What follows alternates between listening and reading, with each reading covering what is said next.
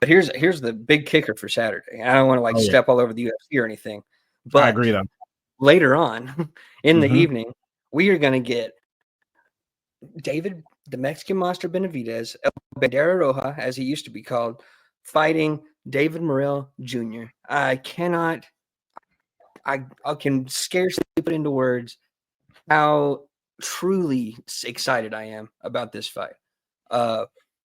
It's got everything. I mean, literally, this fight, I'm just jumping into the breakdown as far as I'm concerned.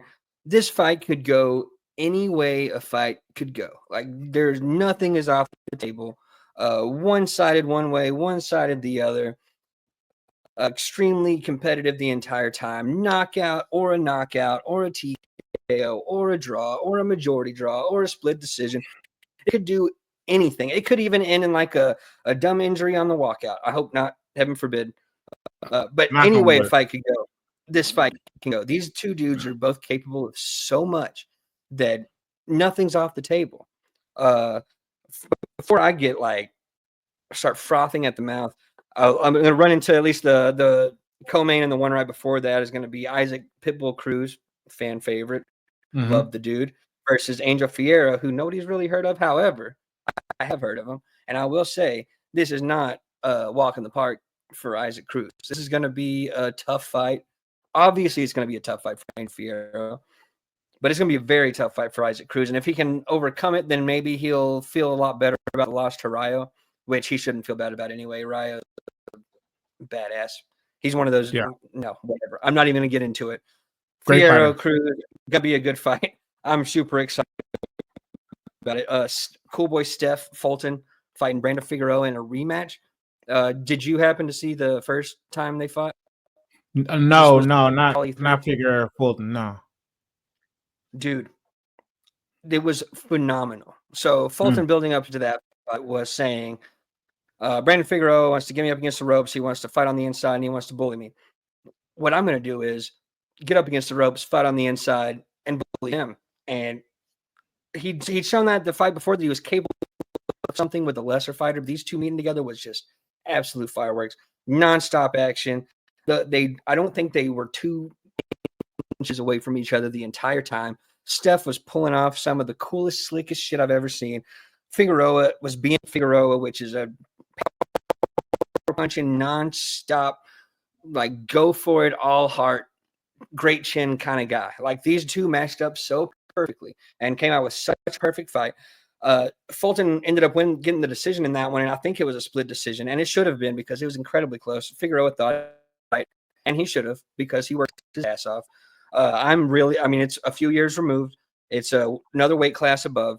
I think that this one might go a little bit differently than the first one. After Fulton's career since then, and after Figueroa's career since then, I think Figueroa's kind of still on the rise and still finding himself and actually getting more and more comfortable with who he is, which kind of a little bit like his brother. But aside from that, but I think Fulton, he learned what it was like to lose against Inoue. Everybody does. There's no shame in that. He's still capable of everything he was before, but he's a little bit older, a little more worn out than he used to be, maybe a little less fast, but we'll see. The exciting part is that we don't know for a fact, and I think that either guy can absolutely win this fight. I don't think it's not even a 60-40. To me, it's like a 55-45 in Figueroa's favor. Just from the style in which he fights, and that he's been honing that craft a little bit, whereas Fulton would adapt to everybody he was fighting and change his style in a way that would both embarrass the guy he was fighting and also win him the fight. I think that he was a little more fluid, a little more chameleon-like, whereas Brandon Figueroa has just been himself and just getting better himself. Really excited for this fight. If I was going to pick somebody, I'd say Figueroa, if you couldn't tell. But I'm not confident in any way, and I'm rooting for Steph Fulton. I think Cool Boy is one of the best nicknames in boxing, and I also just love his attitude going into every fight. I'm going to fight your fight better than you and then win. But anyway. Usually in close rematches like that, when the first fight is really, really close in its fireworks, the the rematch is usually pretty wide, either a knockout or a wash. Somebody makes a difference up. Yeah, I agree. Yeah. I agree. So that's probably what's gonna happen. I'm not sure which way. Obviously, I didn't watch the last fight. I'm a little bit more You should. familiar with. Yeah, you know what? I will. I'll watch it You sometime definitely between should. here and Saturday. And then But text me and be like, "Wow, that was awesome." won't do Well, that. you can say whatever you want, but I know what essentially it's just going to be. Wow, that was awesome. But Okay. anyway, Um. but then we get to the main event, right? Yeah. Yeah. So Benavidez, Morrell. Love that. I'm Love holding, that fight. I'm holding back. Tell me how you feel about this fight, and I will sit here quietly, please. I just feel like, man, I don't know, man. I like David Morrell. I love what I've seen from him in the past couple of fights. I watched like his last 4, I think. I feel like in my mind, his stock has kind of been wavy. Like I looked like a monster. Then he had a tough fight. But I think he's definitely one of the best guys to move up from super middleweight.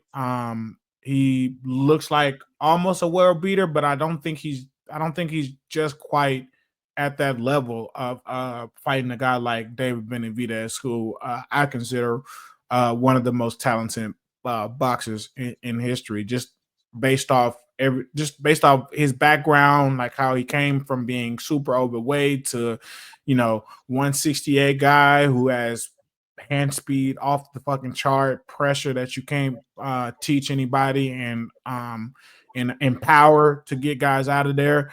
And not just like straight up just glass you, just put you out unconscious, but hit you one good time and then your body completely stops working and then he fucks you up from there. Um, all of that You wish considered, you were glassed. You wish you you could have honestly been wish glassed. you had got knocked out. Yeah, it's like in your corner, it's Yeah, like, damn, man, can we stop this? Like, we should probably stop this, and that yeah. happens all the time, bro. Um, I think Morrell is a solid boxer. Definitely got some pop, got some power, but I think Benavidez is a little bit more talented. A little bit more of a better boxer, a lot better hand speed, more experience. I don't know how composed Morrell is in there, but I know that David Benavidez is one of the most composed boxers that there is. His after the first couple of rounds with Boo Boo Andrade, that jumps off the page because Boo Boo was definitely up until he wasn't, and then he got fucked up like everybody else. It's just like the composure, the ability to turn things around, the absolute sheer talent, the power, the speed. I don't know, man. It's just I. I have a hard time seeing anybody beat David Benavidez that isn't named like Better be ever better Bivol. be ever be or Bivol, yeah. And you know what I'm saying, I can see Canelo getting the job done. I don't think it would happen, but I can see it. I But I see this fight being a mid to late round stoppage for David Benavidez. What do you think? Dang. Okay. All right. I mean, I do. You made a lot of really great points there for sure, as far as the composure of Benavidez and everything. I mean, everybody's talking about it this week. It's the most popular fight, of course. So there's a lot more like granular breakdowns with this and that. Overview of David Morrell. He's like 130-5 in the amateurs, 130-2 according to some or whatever. So I think the narrative is, I mean, Morrell's only had 11 fights. Benavidez, he's already been a champion fight over, and now he's moved up or whatever.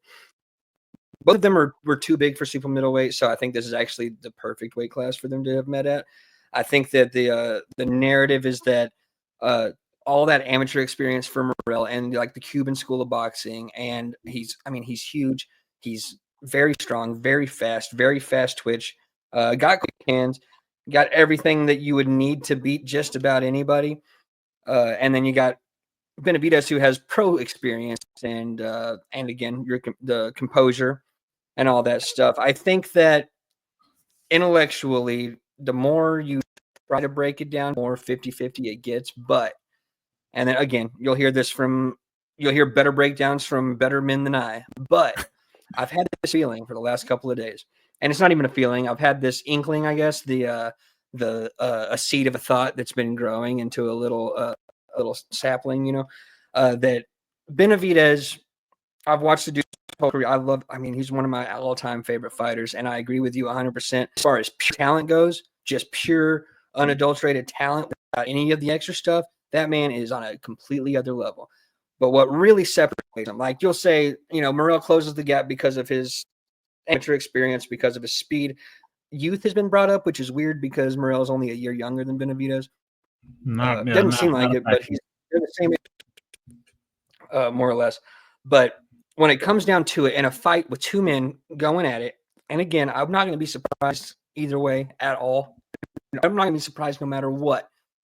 But Benavidez has this innate ability to remove his opponent's will from them, and then put his own where that one used to be. He does it slowly. He does it gradually. He breaks dudes down, and it's not just he hits the body enough to where you slow down later in a fight. That's part of it, but he breaks you down psychologically, where you can throw everything. You can be better than him. Better people have lost to David Benavidez. You can be better than him. You can beat him in a lot of the things that you need to beat a person in boxing. You can be faster. You can hit him more often. You can even hit him with. I honestly think Morrell has more one-shot power than David Benavidez does, but just heavy-handed, that pure hand speed that he has once he gets going, it's insane. What Benavidez does to people, I can't see Morrell not succumbing to what Benavidez is and what he does. I can't see it happen. Yeah. I can, obviously, but as far as how I'm feeling in my heart of hearts, really, I'm calling it like David Benavidez. I don't even know for sure if it's going to be a knockout. I don't think it would be. I think Morrell wants this so bad. He's been calling for Benavidez since he became pro. This has been going on forever. The bad blood is palpable. I love the tension of this fight. I love everything about this fight. I'm so fucking excited for this fight. I think that if Morrell wins, that's great for the sport. I think if Benavidez wins, that's great for the sport. I don't think either of their stocks go down whatsoever. Even though the balls it takes for Benavidez to have taken this fight when he absolutely did not have to, needs to be commended 100 times over. I think Benavidez is going to win, and I think it's going to be the early rounds are probably going to go to Morrell, and it's going to be a slow rolling avalanche of everything that is David Benavidez getting more and more and more until there's less and less and less of David Morrell, and then the fight's over, hand raised, David Benavidez, huzzah. That's how I see it going. I just got even more excited, and I could probably do this for another hour, but I'll stop to save you and to save everybody else. But oh my god, I love this fight so fucking much. Yeah, no, I love the fight as well. I kind of see it like that too, and that's a typical David Benavidez fight. But let's see. I don't know. David Morrell might have that answer. It might be a bad matchup. He might change the script. So we'll see. He's got everything, except for he's not had to remove his opponent's will from them before. Like he's never had to do that, and he's sure not going to do that to Benavidez. No, he'll just knock him out. He can absolutely outbox him, but I don't think he can do that forever. No, that's the problem because there's you got, like I said, Boo Boo, and then you got Caleb Plant too, two great boxers who are outboxing him, and then he just takes over the fight. Like, all right, my turn, and it's way different. Just sheer force of power, like force of will. He makes it seem like it's an inevitability, even to the person it's happening to. It's insane. Yeah. Eagle on the track.